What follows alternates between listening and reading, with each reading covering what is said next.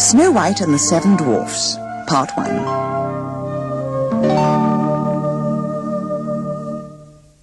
There was once a little princess who had lips as red as roses, hair as black as ebony, and skin as white as the driven snow. Her name was Snow White, and as she grew up she became more and more beautiful. But the queen, her vain and wicked stepmother, prided herself on being the most beautiful woman in the land, and she began to fear that Snow White's beauty would one day surpass her own. She was so jealous that she dressed the poor girl in rags and tatters and made her work as a scullery maid in the castle kitchen. Here, she hoped, no one would notice Snow White or give her a second glance. Each day, the wicked queen stood in front of her magic mirror and asked the same question. "Mirror, mirror on the wall, who is the fairest one of all?" Each day, when the mirror replied, "You are the fairest one of all," the queen was contented. Meanwhile, poor Snow White slaved from morning to night. Despite her chores, she had a happy nature, and made her friends amongst the birds and animals around the castle. One day, as she went at the well to fetch her pails of water, she whispered a secret to the pigeons gathered there. "Did you know this was a magic wishing well? I wish that today the one I love will find me here." And then something very mysterious happened. As she stared into the well, she saw, reflected in the water, a handsome young prince riding on a white horse. Snow White spun around in amazement and raced back towards the castle, her heart pounding. As she reached the balcony, she looked back and saw her prince smile, then turn his horse and trot away. High in the castle window, quite unknown to Snow White, the wicked queen had been watching this scene, her eyes full of hatred and evil. For that very day, when she asked her magic mirror who was the fairest of all, this was the reply. "Lips red as roses," said the voice in the mirror. "Hair black as ebony, skin white as snow." "Snow White! It's Snow White!" screeched the queen. Now, beside herself with rage and jealousy, she ordered the castle huntsman to take Snow White deep into the forest. He was to tell her that she could pick wild flowers, but once in a secluded glade, he was to kill her. And so that the queen would be quite sure the wicked deed had been done, he was to bring back the heart of Snow White. Of course, Snow White was delighted to go gathering flowers with the huntsman. As they walked along, she bent down to pick up a baby bird which had fallen out of its nest. "Oh, you poor little thing," she said tenderly. "I believe you're lost. But your mother and father can't be far away. Oh, please don't cry. Won't you smile for me?" As she talked to the little bird, coaxing it to fly off and find its parents, the huntsman drew out his sharp and cruel knife. He raised it above Snow White's head, a look of horror on his face at what he was about to do. Sensing a terrible danger, Snow White whirled round and screamed in terror. She cowered down, defenceless against her attacker. But with shaking hands, the huntsman slowly dropped his knife to the ground. He fell to his knees, sobbing. How could he bring himself to kill such a sweet and gentle girl? "I can't do it," he cried. "I beg your highness to forgive me." But why should you want to harm me? I don't understand," stammered Snow White in shock and bewilderment. "The queen ordered me to kill you. She's so jealous of your beauty, she won't rest until she's rid of you. Now run away quickly," he urged her. "Hide in the woods and never come back to the castle again. Quickly, child, run!" Snow White did as she was told, fearful that he might change his mind about sparing her life. She ran faster than she had ever run before. She plunged deeper and deeper into the forest, where owls hooted and mysterious bats swooped in front of her face. Eventually, unable to carry on any longer, She collapsed on the ground, sobbing with fear and exhaustion. But soon, out from the forest, skipped the nervous woodland creatures, rabbits and chipmunks, squirrels, deer and birds. Snow White was very thankful. She'd been so lonely all by herself, and she needed help. "I must find a place to sleep at night," she told them. "Do you know anywhere I could go?" In answer, the birds and animals led her through the trees to a little house at the far side of a forest clearing. "Oh, it's adorable," she gasped in wonder. "So small, just like a doll's house." There was no one at home, so Snow White and the animals ventured in. "Oh, look," she cried, "what a sweet little chair! Why, there are 7 little chairs. There must be 7 little children living here. And what untidy children," she added, gazing round the room.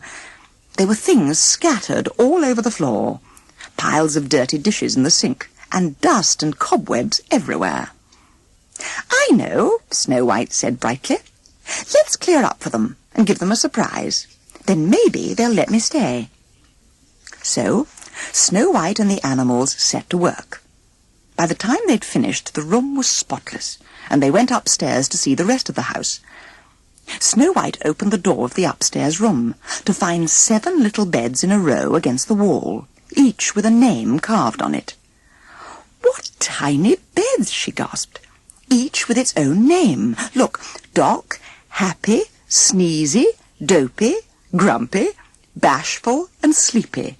Oh, what funny names for children." But Snow White didn't have any more time to wonder about the 7 little children with funny names, because she was so tired she just stretched herself out across the beds and fell fast asleep. Meanwhile, not very far away, the real owners of the little house were on their way home. Not children, but 7 dwarfs, marching homeward from the diamond mine where they worked from dawn to dusk.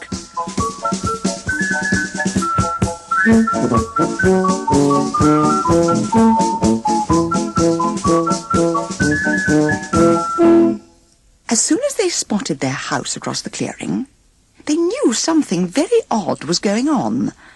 The windows were lit up, and smoke was coming out of the chimney. Someone, or something, was in their house. But what could it be? "Let's sneak up on it," suggested Happy. We'll sneak up on it. Follow me, men," said Doc, who liked to think he was the leader of the group. "Search every nook and cranny. Search everywhere." They could hardly believe their eyes when they entered the house. "Someone's been cleaning up," said Doc suspiciously. "Huh, my chair's been dusted," complained Grumpy, who was never pleased about anything. "Our cobwebs are missing," said Bashful, mystified. "And there's a vase of flowers on the table." "Oh, no, flowers!" exclaimed Sneezy. "My hay fever! Oh, no! Achoo!" "Be quiet, you fool! Do you want to get us all killed?" snapped Grumpy crossly, fearful that the intruder would hear the noise and attack them. "It must be upstairs," said Doc. "One of us has got to go up and chase it down." The dwarfs looked at each other, quaking with fear. And in the end, it was poor old Dopey who was forced to go upstairs to investigate. As he peered nervously through the bedroom door, Snow White yawned and stretched.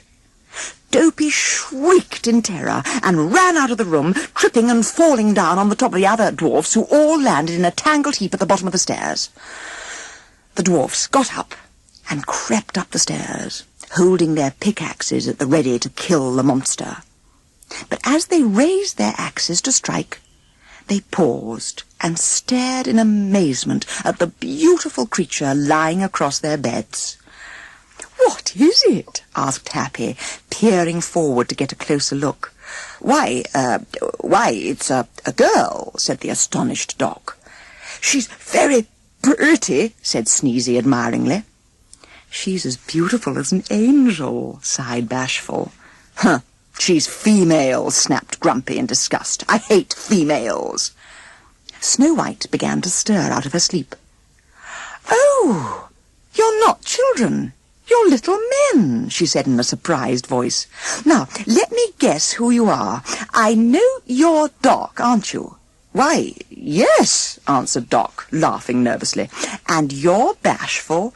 Oh, gosh, said Bashful shyly, blushing and hardly daring to look at Snow White. And you're Sleepy, she said, laughing. How did you guess? Asked Sleepy, yawning drowsily. Just then, Sneezy gave a very loud sneeze. And, of course, you're Sneezy, Snow White grinned. And you two must be Happy and Dopey. Happy laughed happily, and Dopey said nothing, because he was too dopey to talk. And you must be Grumpy, she said finally. Huh, snorted Grumpy, turning to Doc. Why didn't you ask her who she is, and what she's doing here in our house? Oh, I'm sorry. How silly of me. I'm Snow White. Snow White? The dwarfs echoed, wide-eyed.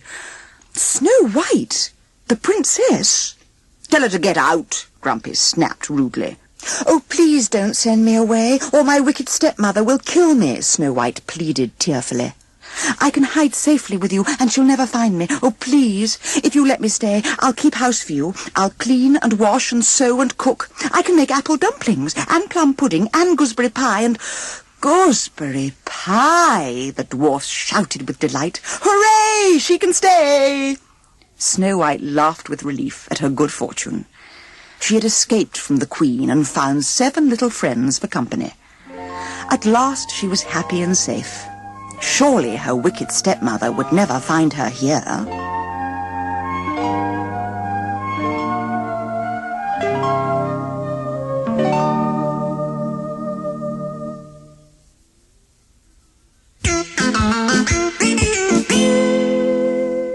Donald Duck Goes Climbing. Huey, Dewey and Louie were watching mountain climbers on TV.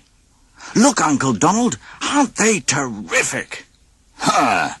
You should see me climb, boasted Donald. I was the greatest, and I always got to the top first. The nephews were thrilled when Donald promised they would all go climbing. The next day, off they set. Take care, shouted their friends. Ha! You're talking to an expert, Donald said. After a long journey, they saw a snowy landscape outside. Look at those peaks, gasped Dewey. Donald booked in at the local inn. I'm Donald Duck, the climber, he said to the innkeeper. Huey, Dewey and Louie wanted to go climbing right away. Oh, no, said Donald. You're to stay here while I go. Climbing is for the experts. The boys were terribly disappointed, but Donald just strode off to buy some climbing equipment from a nearby shop.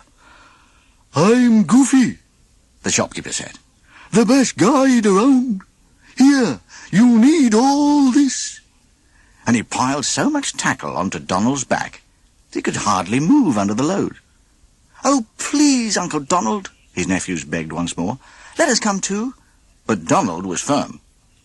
Off he set, with Goofy going so fast that Donald was dragged along on the end of the rope. The rope stuck, leaving him struggling desperately over a ledge. Call yourself a guide, he yelled. Puffing and panting, he pulled himself up over the ledge just as thick snow began to fall. What do you know? Grinned Goofy. It's snowing. I know, snapped Donald, sweating with all the effort. I can see it. Donald strapped on his skis and started up the steep slope behind Goofy. Isn't this exciting? Goofy enthused. Humph!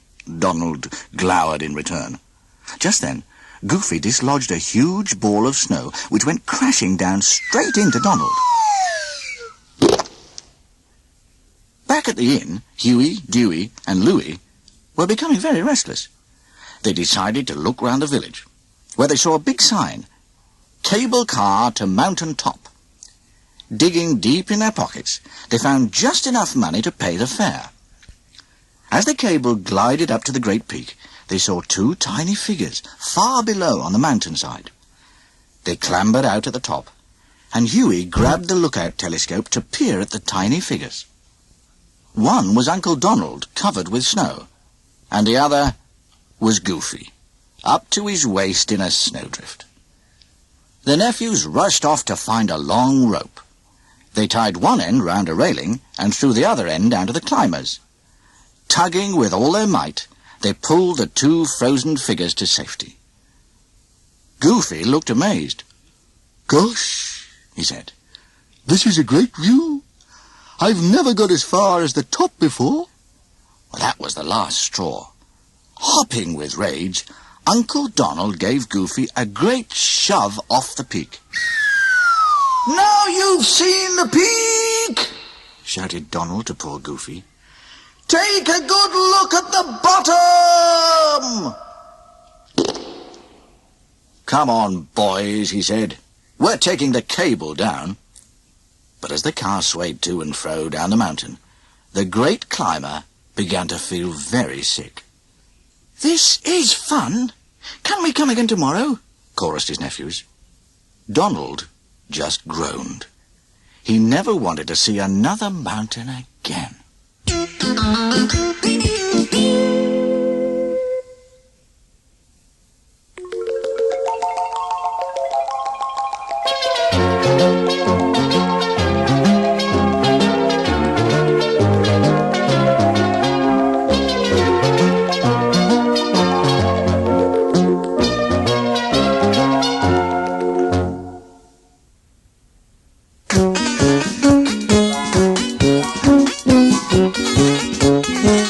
Three Little Pigs.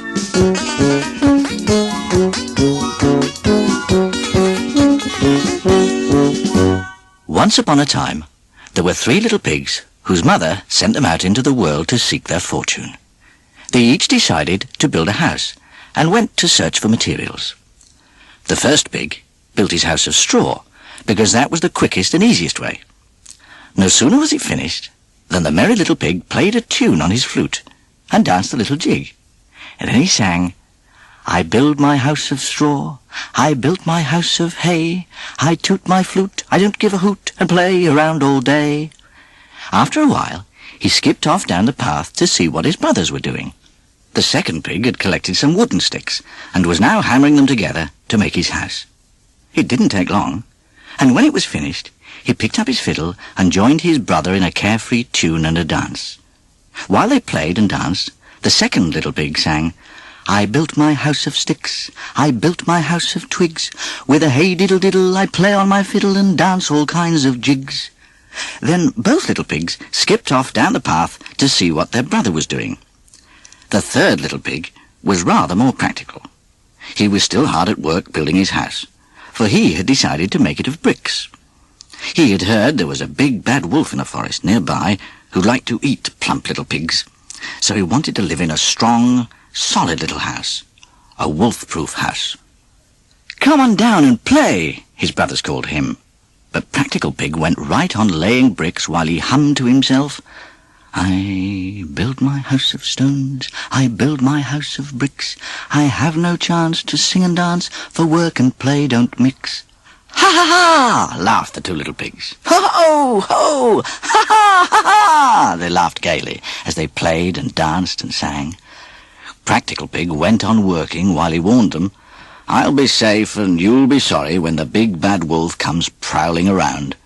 But the 2 little pigs laughed and laughed, and as they danced away towards the forest, they sang, "Who's afraid of the big bad wolf, the big bad wolf, the big bad wolf? Who's afraid of the big bad wolf? Tra-la-la-la-la."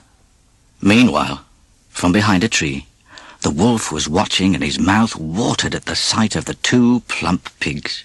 He moved closer and closer, hiding behind one tree after another, until he was close enough to pounce. The 2 little pigs suddenly saw the big bad wolf with his mouth wide open, ready to grab them, and they turned and ran for home. The first pig ran into his straw house, pulling the welcome mat in at the last moment. Then he slammed the door in the wolf's face. The wolf knocked at the door, coaxing, "Little pig, little pig, let me come in." "No, by the hair on my chinny-chin-chin, I won't let you in," replied the pig. "Then I'll huff, and I'll puff, and I'll blow your house in, snarled the wolf. And he huffed, and he puffed, and he blew the straw house down. He grabbed at the little pig, but the pig ran as fast as his legs could carry him to his brother's house of sticks. He got there just in time and slammed the door in the wolf's face. "Curses!" growled the wolf as he rattled the locked door. Shaking with fright, the two little pigs hid under the rug. But the wolf had an idea. "I'll fool them," he said to himself. Then he called out loud, "Those pigs are too smart for me. I'm going home."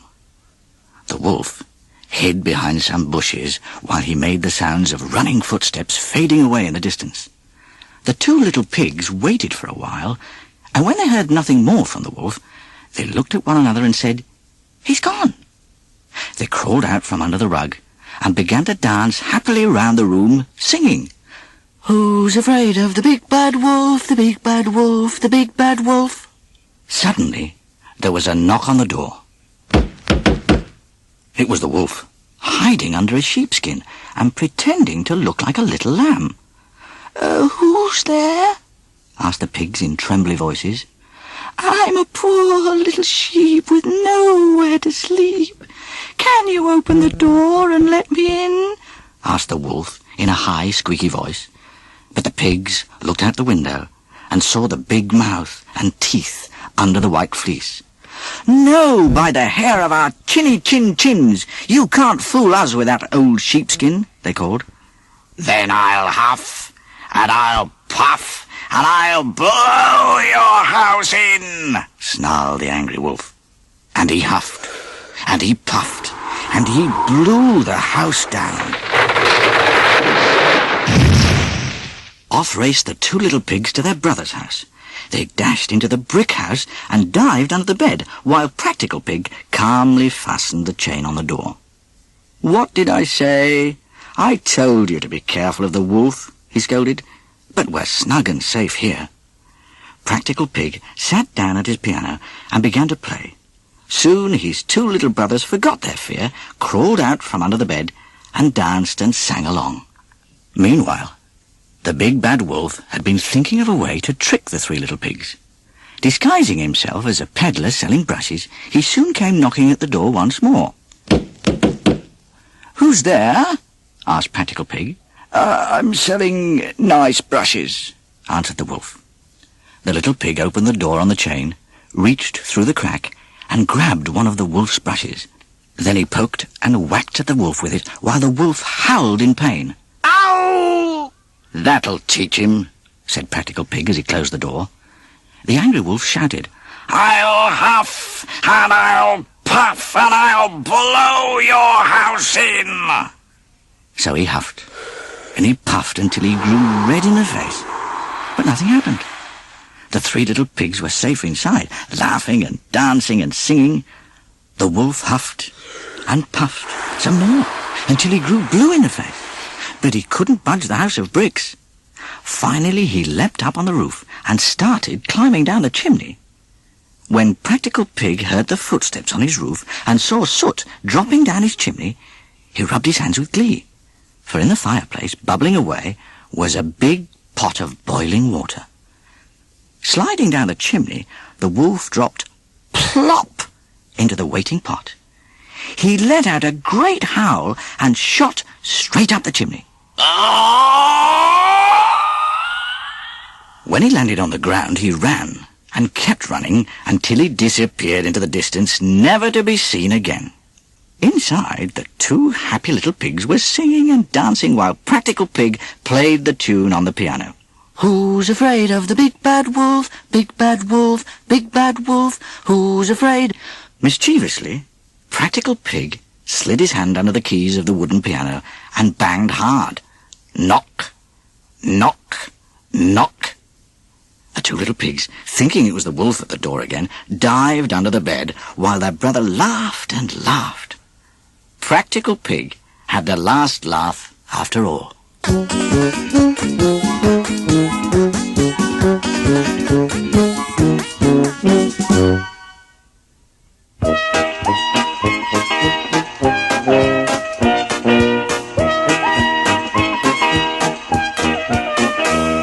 Pooh and Piglet have an adventure.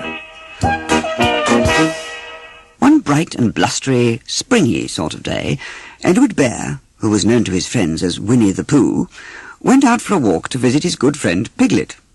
As he went, he hummed a little hum for a springy sort of day, and as he hummed, he smiled. Not about anything in particular, but just because Poohs can't hum without smiling. And as he smiled, he thought it was just the sort of day to be a very brave bear and to have an adventure. Yes, he thought, a very brave bear. When Pooh came to Piglet's house, which was in the very middle of a beech tree, in the very middle of the forest, Piglet was outside watching him and smiling, because Piglets can't see Pooh's humming without smiling too. "Hello, Pooh," said Piglet, smiling even more. Muttered Pooh as he came to the end of his hum, smiling. And then, when he'd finished, he dropped his voice and his smile and said, "Hello, Piglet.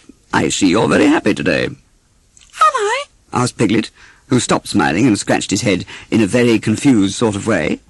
"I hadn't noticed, but I'm sure I must be, if you think I am." "Well," said Pooh, "I just thought you looked as though you were happy." "Oh, that," said Piglet, as though he understood, which he did, in a way, and he was just about to explain to Pooh that it was impossible to watch a Pooh humming without smiling, when Pooh said, "I think it's just the sort of day for an adventure," looking up at the clear blue sky and the birds flying from tree to tree, and Piglet forgot all about smiling. "Adventure?" he repeated nervously. "What sort of adventure?" "Oh, I don't know," said Pooh. "Any sort will do. One can't be too choosy about one's adventures, so I suppose I'll take any that come my way." "Well," said Piglet, backing into his doorway a little, I really don't think it's the right sort of day for any sort of adventure. Adventures don't happen on days like today," he said, trying to sound knowledgeable. And anyway, where would we find one? And I really don't think I have the time." And he thought as hard as he could of some good reason not to go on an adventure, because adventures were a little frightening if you were only a piglet, although sometimes it was all right if there were other people with you, like Christopher Robin. "I know," said Pooh, who had also been thinking hard about where to find an adventure. "We'll go and ask Owl. He's bound to know where adventures are found."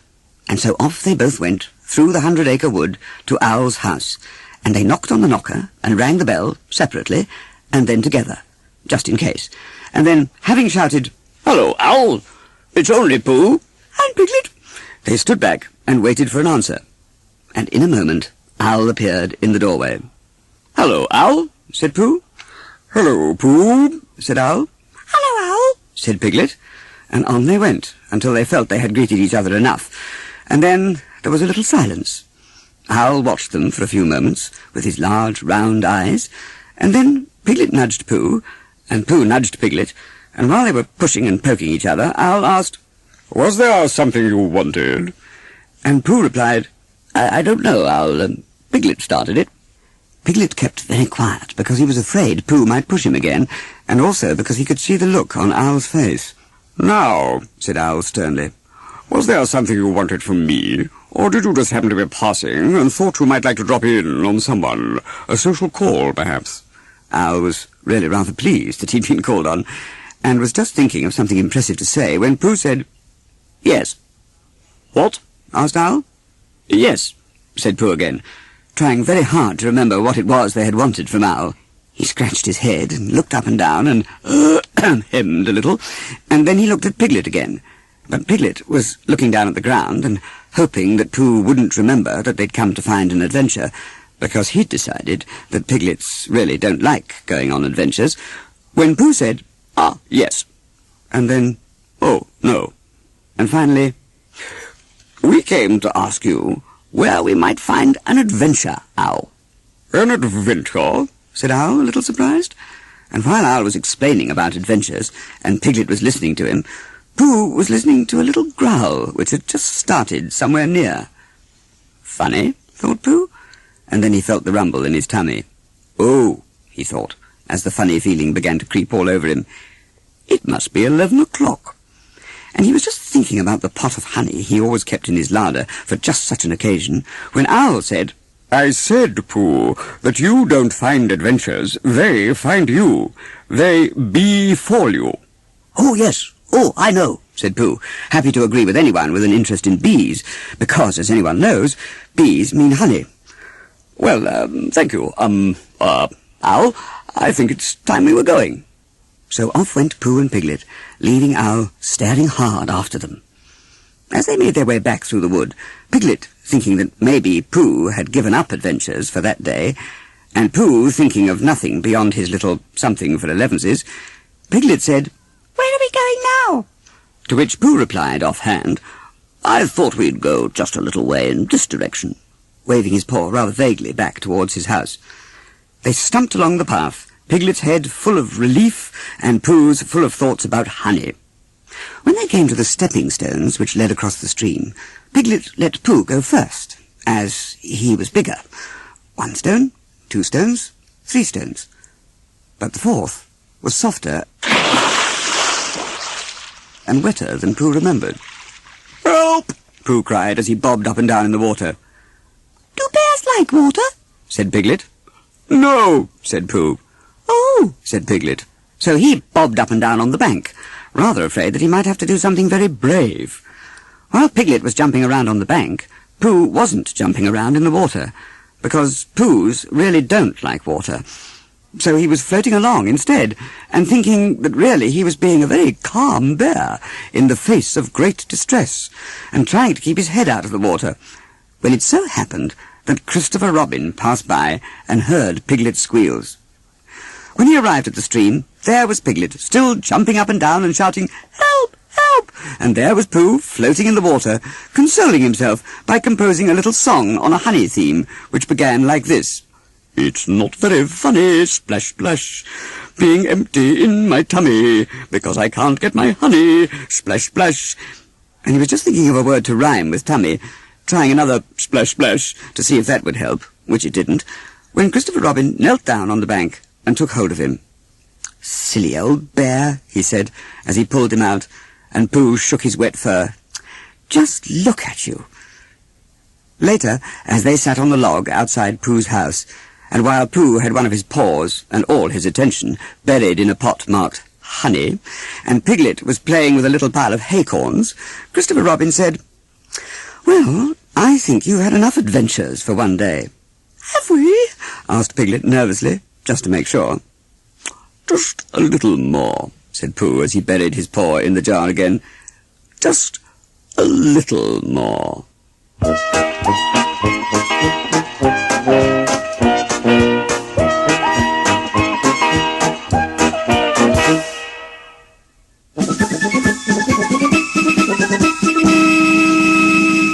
Old King Cole was a merry old soul, and a merry old soul was he.